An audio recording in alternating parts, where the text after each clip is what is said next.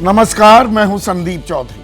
आज सीधा सवाल में मैं बात करने वाला हूं गरीब की, पिछड़े की, अति पिछड़े की, आरक्षण की और 2024 के राजनीतिक समीकरण की भी, जिसमें जातीय समीकरण भी शामिल है। और यह चर्चा क्यों? 2 अक्टूबर से 1 महीना 4 दिन पहले से, जब से जातिगत जनगणना के आंकड़े जारी किए, नीतीश सरकार ने, यानी कि बिहार की सरकार ने, गांधी जयंती के मौके पर जाति को साधने की कोशिश हो रही है। और जाति की परिभाषा अलग अलग है। कोई पिछड़ों की पैरोकारी करता दिख रहा है तो प्रधानमंत्री मोदी कहते हैं गरीब सबसे बड़ी जाति है। तो आज चर्चा क्यों? आंकड़े तो उस दिन आ गए। आज विधानसभा के सत्र में, सदन के पटल पर नीतीश सरकार ने, जातिगत जनगणना के आंकड़े तो जारी हो गए थे, आर्थिक और सामाजिक सर्वे भी जारी कर दिया। और इसमें बेहद ही रोचक और दिलचस्प और हैरान करने वाले आंकड़े भी सामने आए हैं।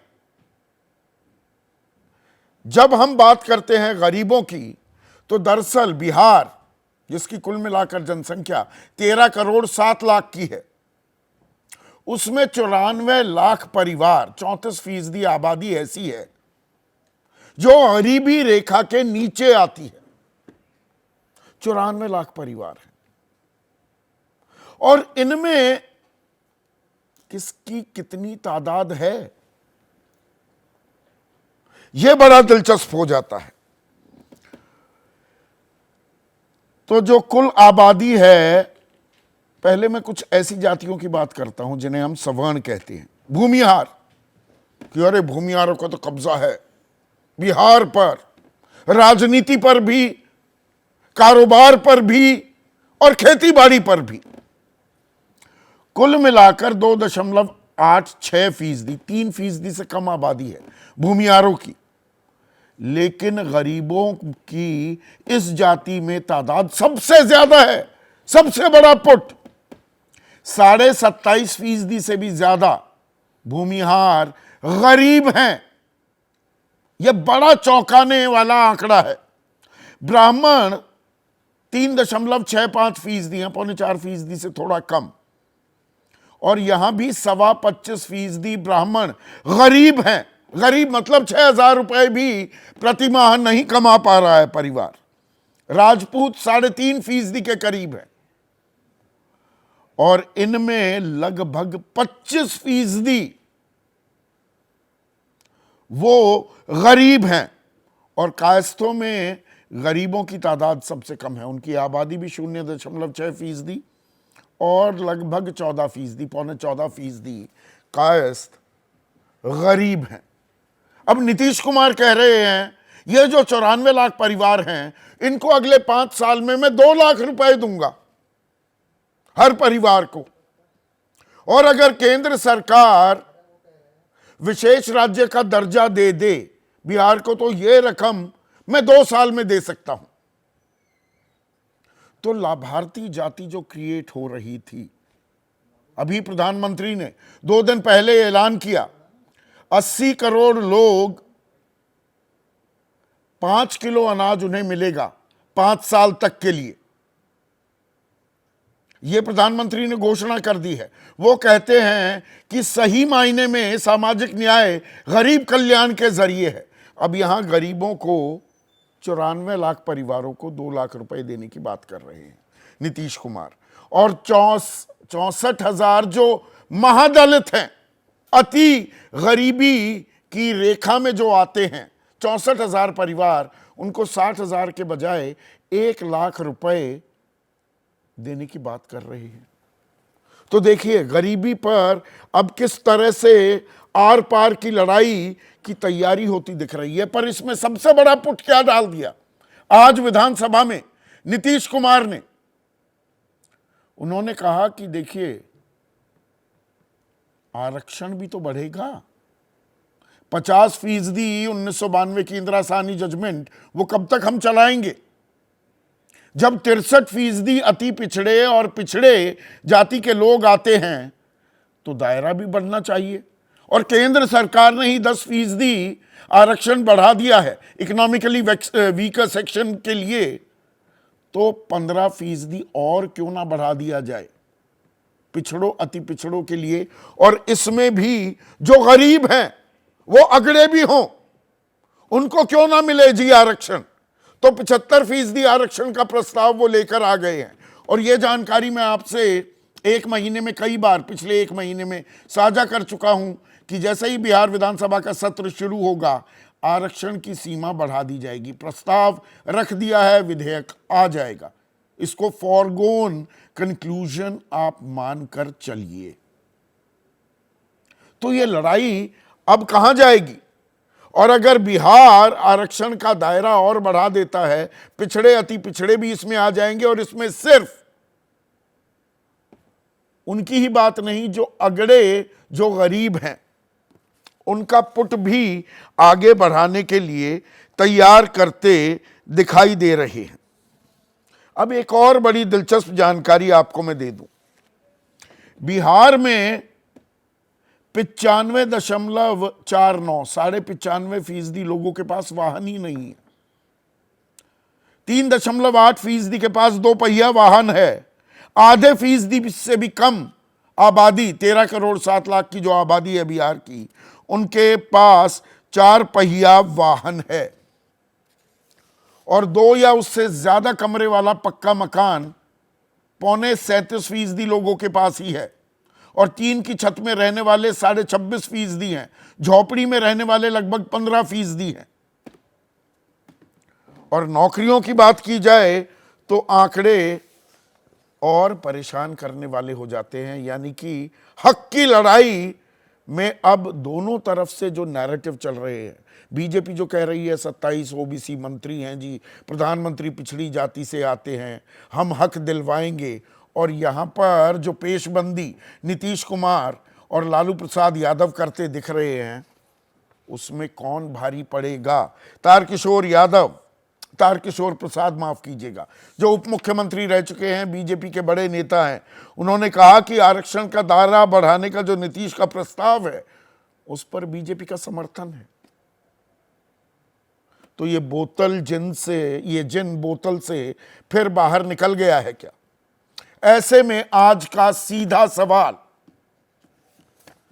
बिहार की लड़ाई आरक्षण पर आई और 24 का इम्तिहान तय करेगा गरीब कल्याण। उसमें आर्थिक और सामाजिक कल्याण दोनों ही जुड़े हुए हैं।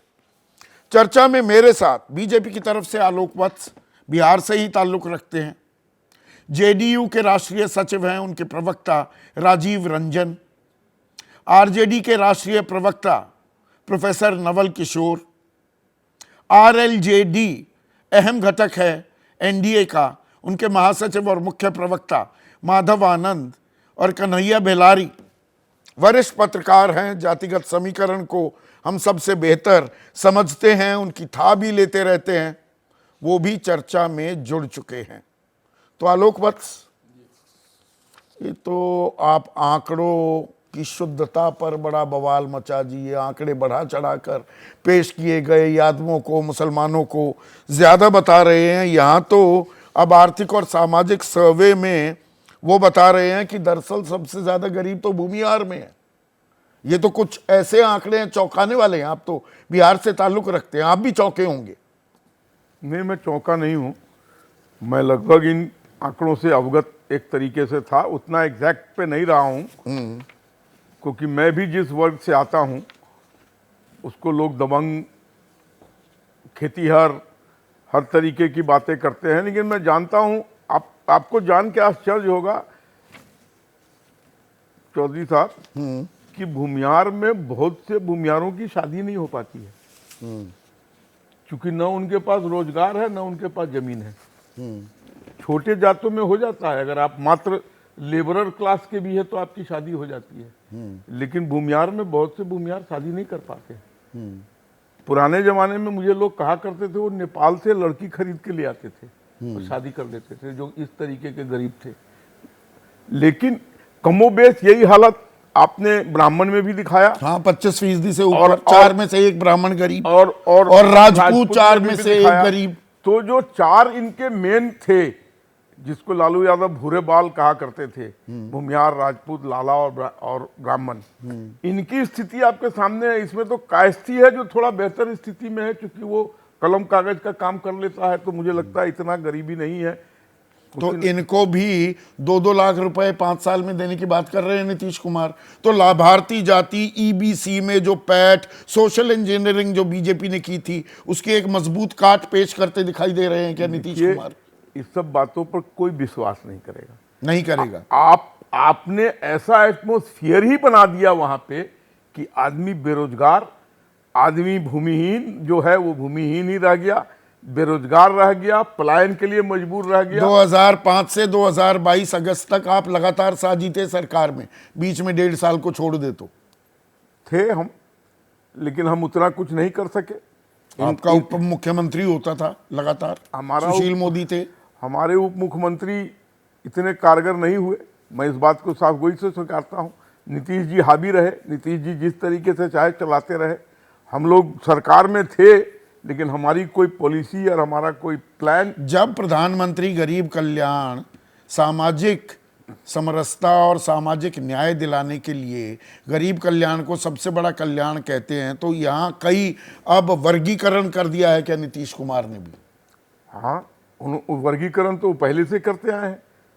दलित महादलित का भी कंसेप्ट उन्हीं का लाया हुआ था। उसके बाद अब जो अभी इस तरीके का वर्गीकरण किया है उन्होंने, और जो ये 2-2 लाख रुपए, पिछड़ों में भी ईबीसी कैटेगरी क्रिएट करना।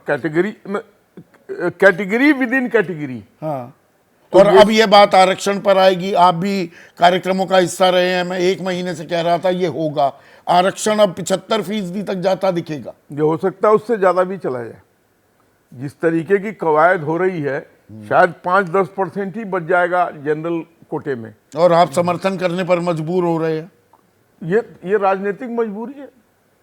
जो भी नहीं करेगा वो, मतलब ये ऐसा तीर है, ये एक ऐसा राजनीतिक बाण है, इसमें कोई राजनीतिक दल विरोध नहीं कर पाएगा, चाहे ये जमीन पर कितना उतर पाता है उस पर लाख सवाल बने रहें। राजीव रंजन, ये ऐसा औजार, ऐसे तीर का इस्तेमाल कर रहे हैं क्या आप? देखिए, जमीन पर भी उतरेगा, और एक बाकी राजनीतिक दलों और राजनेताओं से नीतीश कुमार जी का जो फर्क है वो बिल्कुल साफ दिखता है इस फैसले में। इसलिए कि 2019 से लगातार बिहार विधानसभा में, चाहे वो प्रस्ताव के जरिए सर्वानुमति कायम करके, उन्होंने जातीय आधार पर जनगणना की मांग को बिहार की मांग बना। प्रधानमंत्री जी शायद जातीय जनगणना के पक्ष में नहीं थे, लेकिन बिहार में सर्वे के जरिए जो आंकड़े आए, और उन आंकड़ों के बाद जब आरक्षण को लेकर के नीतीश कुमार जी ने जो मत रखा है, अब मुझे ऐसा लगता है ये एक जमीनी सच्चाई है। आरक्षण बिहार की विधानसभा से जब ये प्रस्ताव पारित होकर के आएगा, तो एक बड़ा दबाव केंद्र सरकार पर होगा। अन्य राज्यों में भी जिस तरह से जातीय जनगणना को लेकर के मुखर समर्थन मिला है, आरक्षण के नए फॉर्मूले को लेकर के बातें अन्य राज्यों में भी शुरू हो जाएगी। बल्कि मैं ये कहूंगा कि इसकी चर्चा शुरू हो चुकी है।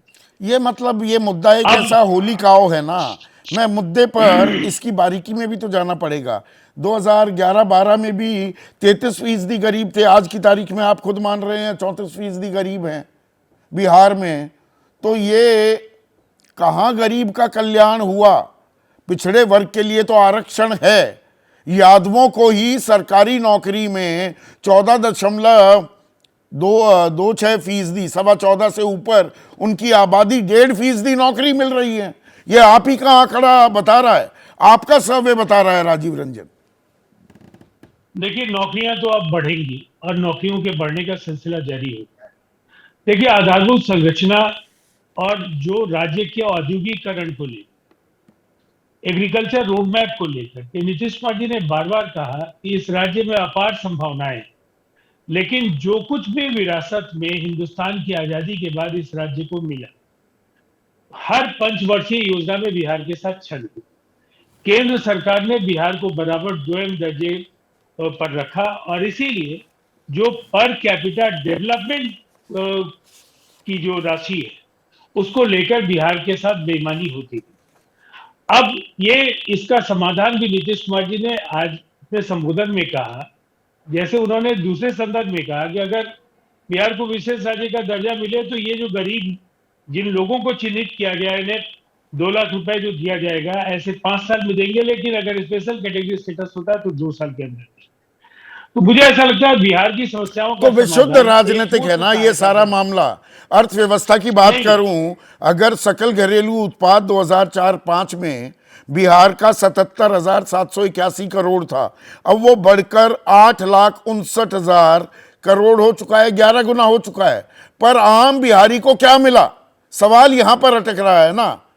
अब आप आरक्षण देखिए, का ये तो- झुंझुना लेकर आ गए। संदीप जी, अगर आप दुनिया की 5वीं अर्थव्यवस्था का हकीकत देखेंगे तो वहां आपको ये पता चल जाए कि वहां गरीबों को, ये खुद प्रधानमंत्री जी 80 करोड़ परिवारों की जब चर्चा करते हैं तो आप समझ सकते हैं गरीबी केवल बिहार के लिए एक सवाल नहीं है, ये सवाल पूरे देश के लिए है। और केंद्र ने संसाधनों का इतना असमान और बेईमान वितरण किया है जिससे कुछ लोगों के हाथ में संपत्ति केंद्रित होती चली गई और अन्य लोगों को उसका लाभ नहीं। अब ये व्यक्ति का सवाल है अगर उसको इकाई मानते हैं, और राज्यों के मामले जो विकास का फॉर्मूला है, विकसित राज्यों और जो पिछड़े राज्य हैं, उनके बीच संतुलन साधने का काम केंद्र सरकार नहीं कर पाई। निसंदेह जो एक राज्य की आबादी अगर देश की आबादी का लगभग 10% से ज्यादा है तो उसका जीडीपी में भी योगदान उसी तरह सुनिश्चित हो सके, तो इसके लिए आपको संसाधन देने होंगे, और संसाधन इसलिए देने होंगे कि आप कस्टोडियन है पूरे मतलब देश से। मोटी मोटी बात 2024 की। में कंक्लूड कर रहा हूं। हाँ प्लीज 30 करिए सेकंड ना, में conclude। करिए ना, करिए करिए। आप देखेंगे लगातार कंटिन्यूटी में कई बातें हम लोगों ने की। हमने सीडी रेशियो को लेकर के कहा, हमने टैक्स हॉलीडेज को लेकर के कहा, स्पेशल कैटेगरी स्टेटस को लेकर के कहा। बिहार ने जितने आर्थिक महत्व के मुद्दों को उछाला उसकी वजह थी कि हम ये मानते थे कि हम विकास कर रहे हैं। जीडीपी में कई बार ग्रोथ का जो इंडेक्स है उसमें अव्वल दर्जे पर भी है। मतलब हम विकास के, अब एक मिनट सुनिए ना राजीव भाई, चाहे केंद्र सरकार की बात हो, बिहार की बात हो कि जी हम 5वीं सबसे बड़ी अर्थव्यवस्था बन गए, या 11 गुना आपने अपना सकल घरेलू उत्पाद बढ़ा लिया, जो 2 मकान या उससे ज़्यादा कमरे वाले पक्के मकान या 1 कमरे वाले मकान में रहने वाली जो आबादी है वो 60%, बाकी 40% तो टीन टप्पर झोपड़ियों या खुले आसमान में सो रहे हैं। ये बिहार की हकीकत है। तो कुल मिलाकर 24 की लड़ाई क्या गरीब पर आ रही है? अब सब गरीब के मसीहा बनकर दिखा रहे हैं। ये जवाब कोई नहीं दे रहा भाई, गरीब गरीब का क्यों रहा, गरीब गरीब ही क्यों बना रहा?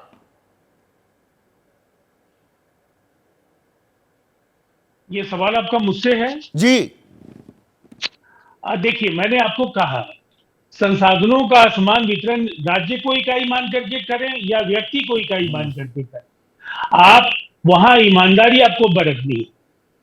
कॉर्पोरेट मित्रों के तरफ तिजोरी या सरकार की आर्थिक नीतियां केंद्रित होंगी, दूसरी तरफ राज्यों को अगर इकाई आप मानते हैं तो निसंदेह राज्यों को विरासत में तो मतलब गरीबी एक बड़ा मुद्दा रहने वाला है। एक मिनट राजीव भाई, एक मिनट जी, माधव आनंद, तो गरीबी एक बड़ा मुद्दा होगा और इसमें जाहिर सी बात है बोतल से आरक्षण का जिन तो निकल चुका है, अब ये वापस अंदर तो घुसने नहीं वाला है। आरक्षण का दायरा भी आने वाले दिनों में बढ़ता दिखेगा या सब इसका समर्थन करते दिखेंगे? गलत तो नहीं कह रहा हूं? नहीं, हम सही कह रहे हैं संदीप चौधरी जी। देखिए, आज का जो आंकड़ा आया है, चाहे वो आर्थिक और सामाजिक आंकड़ा है, इसके 2-3 पहलू हैं। अगर अर्थशास्त्र की भाषा में अगर बात करें तो अर्थशास्त्र की भाषा में कहा जाता है कोई भी राज्य या कोई भी देश तभी तरक्की करता है जब वहां पॉलिटिकल स्टेबिलिटी होती है। और यह आप भी जानते हैं कि बिहार में लगभग 33 साल से ज्यादा, यानी लगभग 15 साल, मैं यहाँ राजनीति नहीं करना चाहूंगा, 15 साल लालू यादव जी की सरकार यानी आरजेडी की सरकार, और 18 साल से नीतीश जी जो है मुख्यमंत्री बन बैठे हुए हैं। लेकिन आज जो आंकड़ा आया, संदीप जी, आप वरिष्ठ पत्रकार हैं, आप अच्छी तरह बिहार और यूपी को समझते हैं, आप आंकड़ा देख के क्या शर्मिंदगी महसूस हो रही है? शर्मिंदगी महसूस करें, करेक्टिव मेजर्स तो बाद में बात करेंगे। आप देखिए कि 6,000 रुपया हम लोगों ने माना कि जिसकी 6,000 रुपया आय है या उससे ज्यादा है, वो गरीबी रेखा के नीचे नहीं आएगा। अब आपकी आबादी, जो आदरणीय नीतीश कुमार जी कहते आए हैं कि शिक्षा व्यवस्था में क्रांतिकारी परिवर्तन उन्होंने अपने कार्यकाल में लाया, 51% से ज्यादा बिहार के लोग 10वीं पास नहीं है, यह आंकड़ा आज दिखाया है। 5 लाख मात्र ऐसे 13 करोड़ की आबादी में 5 लाख परिवार ही मात्र आप उसको संपन्न मान सकते हैं। आप अनुमान लगाइए यह आंकड़ा क्या है, दर्द होता है। आप कह रहे हैं कि केंद्र सरकार ने, राज्य सरकार ने, केंद्र सरकार ने नहीं दिया। अरे भैया, अगर आपने काम किया, आपका बजट कितना है बिहार का, राजीव जी को बताना चाहिए। आप शिक्षा व्यवस्था में कितने लगातार 17-18 साल से कितना आवंटन कर रहे हैं? आपकी बिहार की शिक्षा व्यवस्था किस रसातल पे पहुंच चुकी है कि 51% से ज्यादा लोग 10वीं जो है सो पास नहीं है। कितने लोग गरीबी रेखा के नीचे हैं। 6,000 रुपया में आज क्या हो सकता है? आपने 33 साल का आंकड़ा, एक मिनट माधव, आपने 33 साल का अतीत तो गिनवा दिया। उस 33 में 18 साल जो नीतीश कुमार के खाते में आते हैं, उसमें से 16 साल तो सरकार नीतीश और बीजेपी की रही, डबल इंजन सरकार थी। देखिए संदीप जी, मैंने पहले ही कहा कि मैं राजनीति नहीं करना चाह रहा हूं। मैं कह रहा हूं कि कोई भी सरकार का मुखिया हो, मैं आदरणीय लालू प्रसाद यादव जी का भी नाम लिया, आदरणीय नीतीश कुमार जी का नहीं, आपने दूसरी बात भी कही। एक मिनट माधव, एक और इंटरप्शन कर रहा हूं। आपने बिल्कुल ठीक कहा कि जो ये आंकड़े हैं ये शर्मिंदा करेंगे बिहार में किसी को भी, पर आंकड़े केंद्र की तरफ से भी जो आते हैं, NSSO हमें बताता है कि देश का किसान विशुद्ध किसानी से 27 रुपए प्रतिदिन कमा रहा है, तो उसमें भी कोई गौरव की बात नहीं है। मूल सवाल अब यह आ गया कि गरीबों का बड़ा मसीहा कौन, उस पर आ टिकी है क्या लड़ाई, और उसमें आरक्षण भी जुड़ गया है। संदीप जी देखिए, अब मैं रिजर्वेशन वाले पार्ट पे आता हूं। जो आपने कहा, मैं राजनीतिक बातें नहीं करना चाहता क्योंकि बहुत दर्द हो रहा है। जो आज डेटा देखा, हम लोग एक्सपेक्ट कर रहे थे, खासकर सवर्णों का भी जो डेटा देखा, जो लोग कहते थे कि सवर्णी बहुत संपन्न है बिहार में, भूमिहार बहुत संपन्न है, राजपूत बहुत संपन्न है, वो आंकड़ा हम लोगों ने देखा कि सबसे गरीबी कहां ज्यादा है, तो वो दर्द है। लेकिन जहां तक रिजर्वेशन की बात है, जब आप 75% रिजर्वेशन की बात कर रहे हैं, 65 प्लस 10%, मैं तो कहता हूं, बड़ी रिस्पॉन्सिबिलिटी के साथ कहना चाहता हूं, 100% रिजर्वेशन कर दीजिए। भाई, रिजर्वेशन का फायदा क्या है संदीप जी? आपके पास जॉब क्रिएशन कहां है? आप अगर 1,22,000 शिक्षकों को नियुक्त किए तो क्यों रुक जाते? आप रिजर्वेशन का दायरा बढ़ाते और 1,22,000 जो शिक्षक की नियुक्ति हुई है, आप उसमें जो है रिजर्वेशन के अकॉर्डिंग देते। सरकार की मंशा बहुत क्लियर है संदीप जी, आप जानते हैं सरकार क्या कर। आपने कहा विशुद्ध राजनीति, मैं कहता हूं जिम्मेदारी के साथ, आदरणीय नीतीश कुमार जी, राजीव रंजन के माध्यम से आप 100% रिजर्वेशन कर दीजिए ना। अगर 100% रिजर्वेशन से अगर हो जाए, सब लोग संपन्न हो जाए, सबकी गरीबी नहीं, पर आरोप तो लगते हैं एनडीए की तरफ से जी, यादवों की तादाद बढ़ाकर दिखाई जा रही है, मुसलमानों की तादाद बढ़ाकर दिखाई जा रही है, ये मलाई काट ले जाएंगे। आंकड़ा ये भी बता रहा है 14.25% यादवों की आबादी है और उनको नौकरी कुल जमा 1.55, 1.5% उनको उनके पास नौकरियां हैं। संदीप जी, आपने सही कहा। इस आंकड़े में मैं ये नहीं कह रहा हूं, जो सामाजिक आर्थिक आंकड़े आए हैं, इसको देखकर कोई भी वर्ग, चाहे वो ओबीसी का वर्ग हो, एससी हो, एसटी हो, सब देख के अचंभित और अपने आप को शर्मिंदगी महसूस कर रहा होगा। मुझे भी यह आशा नहीं थी कि जो आदरणीय नीतीश कुमार जी इतने बड़े एडवर्टीजमेंट निकालते हैं कि हमने ये किया, हमने बिहार को उस रास्ते पे ले आया, बिहार में जन कल्याण की योजनाएं चल रही है, बिहार में बहार है, चूंकि नीतीश कुमार है। आज सब पोल खुल गया संदीप जी, पोल खुल गया, और यह जनता अच्छी तरह समझ रही है कि आपने कुछ भी नहीं किया। अगर शिक्षा व्यवस्था में काम किया रहता, सामाजिक स्तर पे काम किया रहता, तो आज बिहार की यह स्थिति नहीं होती। क्योंकि बिहार की बात इसलिए कर रहे हैं क्योंकि बिहार सरकार ने आंकड़ा जारी किया है। जब केंद्र सरकार जातिगत जनगणना कराएगी, सामाजिक और आर्थिक गणना पेश करेगी, उस पर भी हम लोग डेफिनेटली इसी रूप में वो बोलूंगा। कब कराएगी ये हमें मालूम ही नहीं है, पर आपने पोल खोल जो शब्द इस्तेमाल किया बिल्कुल सटीक शब्द का इस्तेमाल है प्रोफेसर नवल किशोर। ये पोल खोल ही तो हो रही है।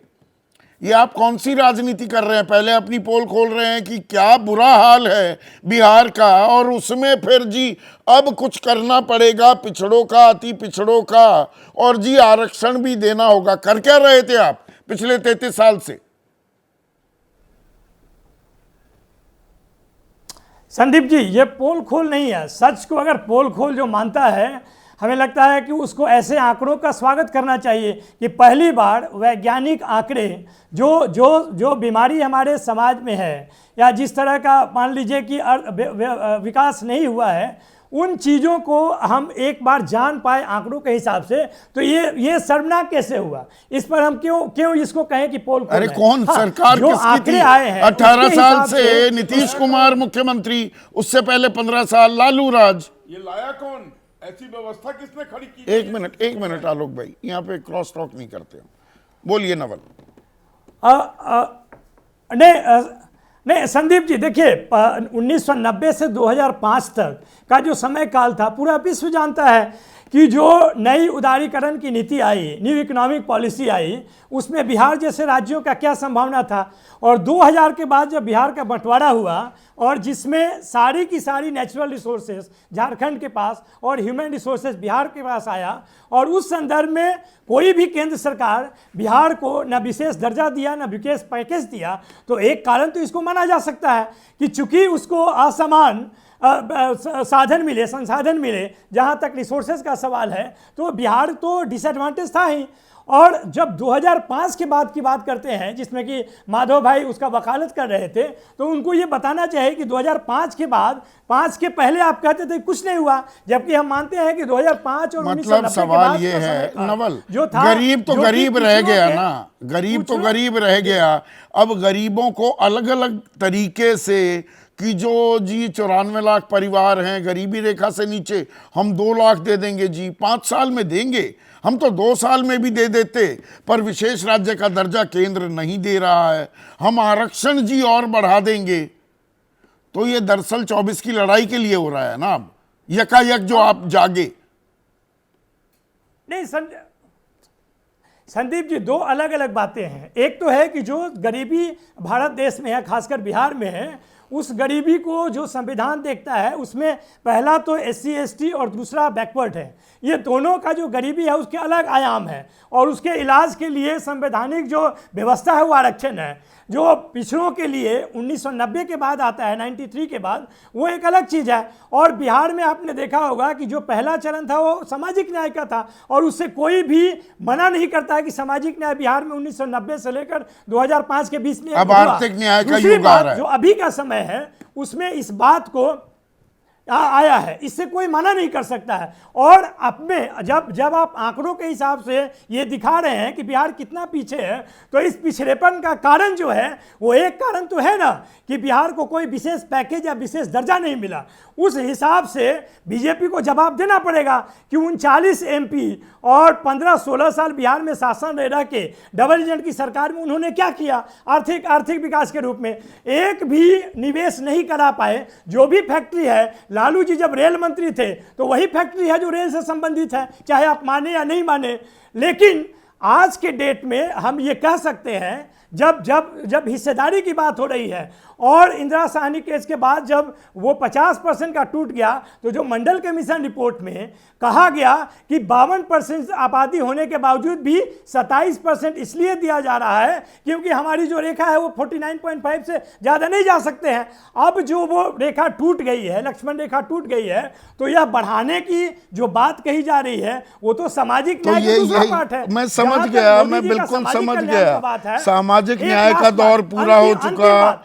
अंतिम बात, हाँ बोलिए ना, बोलिए। हाँ बोलिए संदीप चौधरी जी, बस 10 सेकंड 10 सेकंड। देखिए ये जो कल्याण, गरीब कल्याण की बात कर रहे हैं, ये मोदी जी 2014 में आए तो उन्होंने 2 करोड़ प्रतिवर्ष नौकरी का बात कहा था, 20 करोड़ नौकरी हुआ, ये 80 करोड़ गरीब कैसे हो गए? ये जो उनका नीति है या जो नियत है वो तो पूरा पता चल गया लोगों को। नहीं वो समझ में इसके आ गई। अलावा अब किसानों की अब आय हो गया ना या मकान नवल, 2022 तक।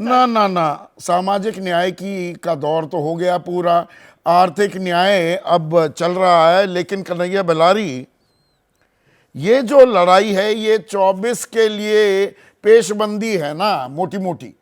बीजेपी ने एक लाभार्थी जाति क्रिएट की थी, ओबीसीआइजेशन हो चुका है बीजेपी का, ईबीसीज में अच्छी पैठ, अब उसमें सेंधमारी कैसे की जाए जी। आंकड़े पेश किए, उसमें अपनी भी पोल खोल हो रही है, लेकिन साथ में आरक्षण का पुट और आर्थिक एक मदद का दावा किया जाना, भरोसा देना। कैसे देख रहे हैं इसे 2024 तक, ये कैसे बढ़ेगा आगे? दोनों तरफ असहजता भी है, कुलबुलाहट भी है, और कहीं ना कहीं अपनी बात को ज्यादा तेजी से पेश करने की एक आतुरता भी है।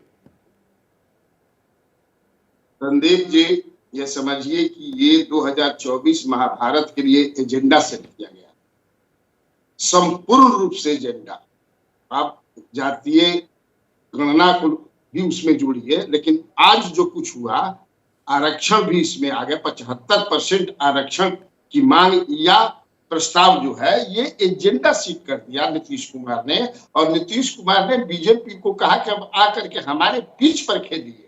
अब आपका राम मंदिर जो कर रहे हैं या सनातनी कर रहे हैं या जो भी कर रहे हैं, वो नहीं, अब आइए पीछ पर देखिए। आप देख रहे हैं कि आप भी बताएं कि तारकिशोर प्रसाद नहीं भाषण देते हुए हाउस में मुख्यमंत्री के भाषण से पहले नंदकिशोर यादव ने कहा कि अगर आप आरक्षण की बढ़ाने की भी बात करेंगे तो भाजपा सहर्ष स्वीकार करेगी, कहीं हम पीछे नहीं हटेंगे। सुशील कुमार मोदी ने इसका सपोर्ट किया, बाद में उन्होंने प्रेस से बात करते हुए।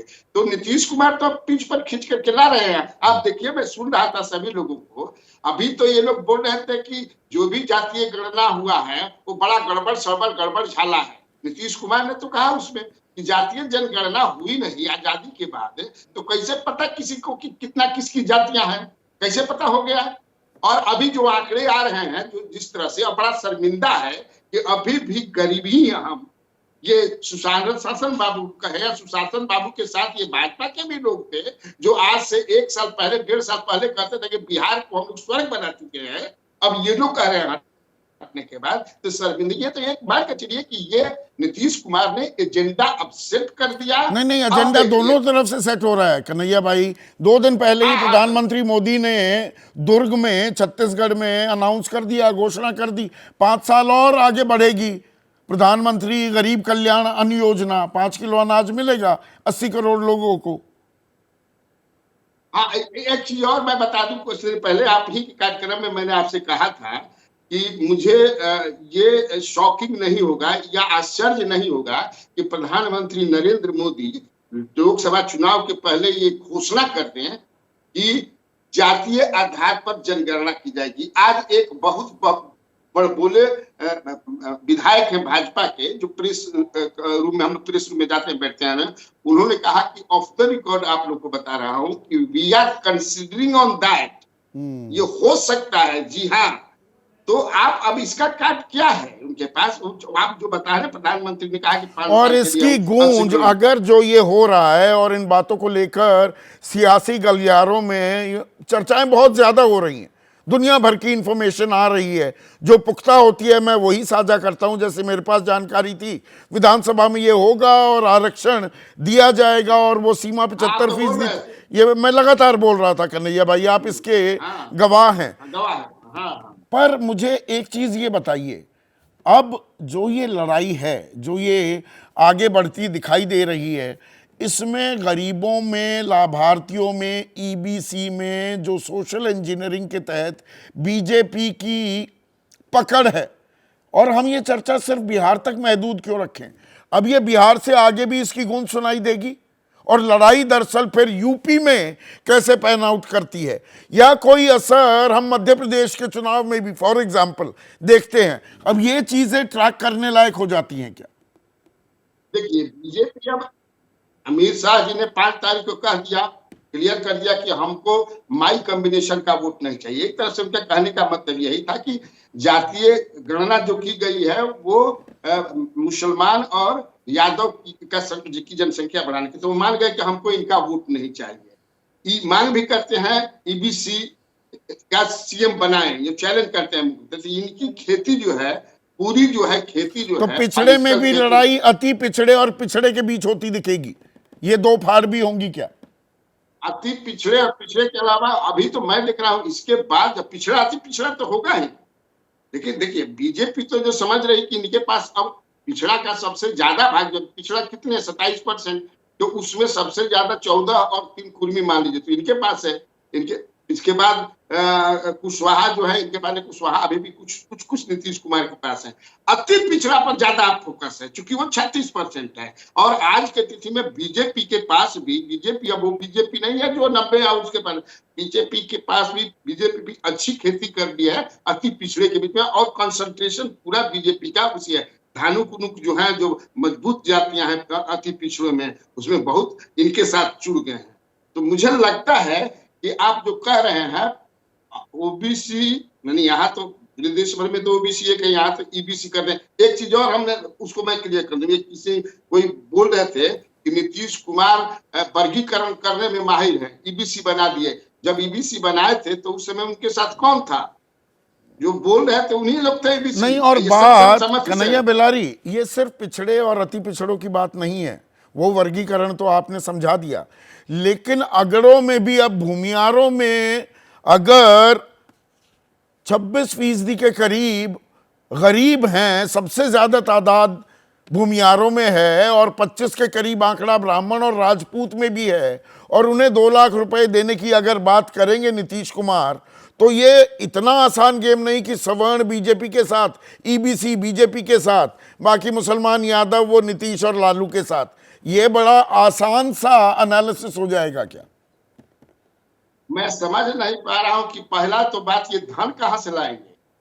2.5 लाख करोड़ रुपया ही लाएंगे कहां से? अभी तो 4-5 महीने से सैलरीज नहीं मिल रहे सरकारी जो कर्मचारी हैं, ये कहां से लाएंगे? खैर ये तो आप समझ रहे हैं, मैं भी समझ रहा हूं कि चुनाव की लड़ाई, चुनाव जो है सामने है, तो रेवड़ी फेंकना है, अपना करना है। जो आपने बात कहा, मैं उसको फिर जरा बताइए, क्या आप जानना चाहते हैं? थोड़ा सा मैं अभी आता हूं, थोड़ा सा वक्त की कमी है। माधव लगातार कुछ इंटरजेक्ट करना चाह रहे थे। माधव, छोटा सा इंटरजेक्शन, मुझे ब्रेक लेना है। संदीप जी देखिए, WTO और यूनाइटेड नेशन में कहा जाता है डेवलपिंग कंट्री, डेवलप्ड कंट्री और LDC कंट्री। जो आज का आंकड़ा है, मैं राजनीति नहीं करना चाहूंगा, बाकी लोग राजनीतिक बातें कर रहे हैं, लेकिन अर्थशास्त्री होने के नाते मैं राजनीतिक बातें नहीं करना चाह रहा हूं।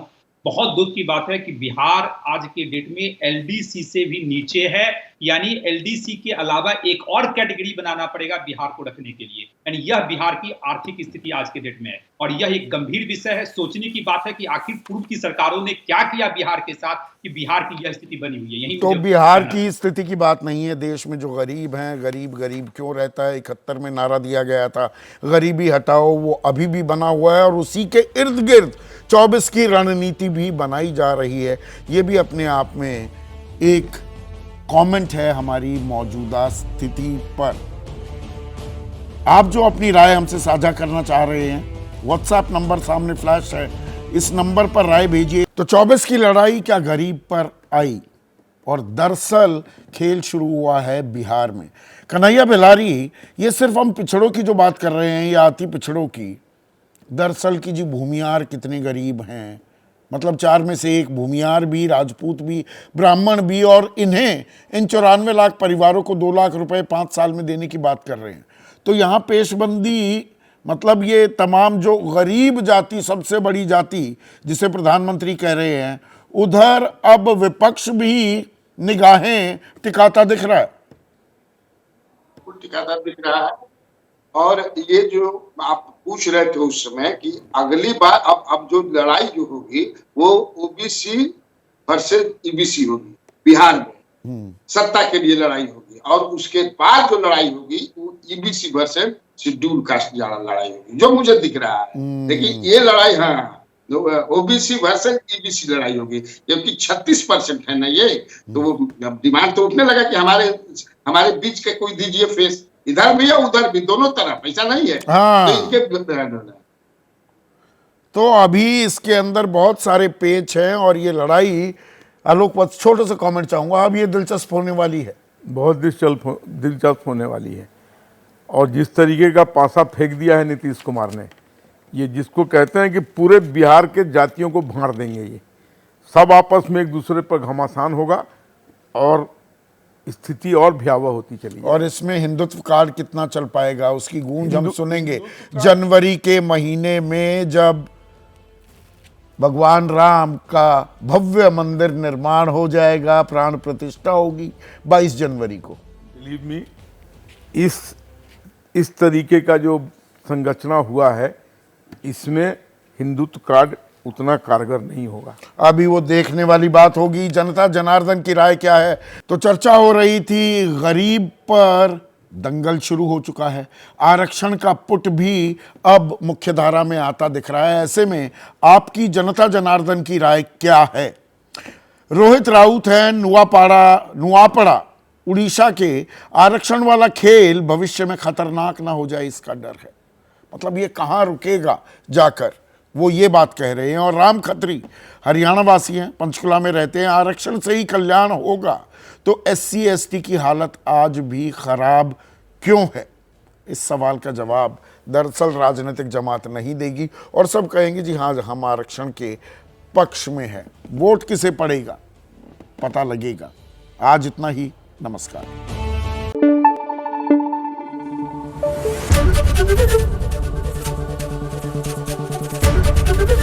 ABP न्यूज आपको रखे आगे।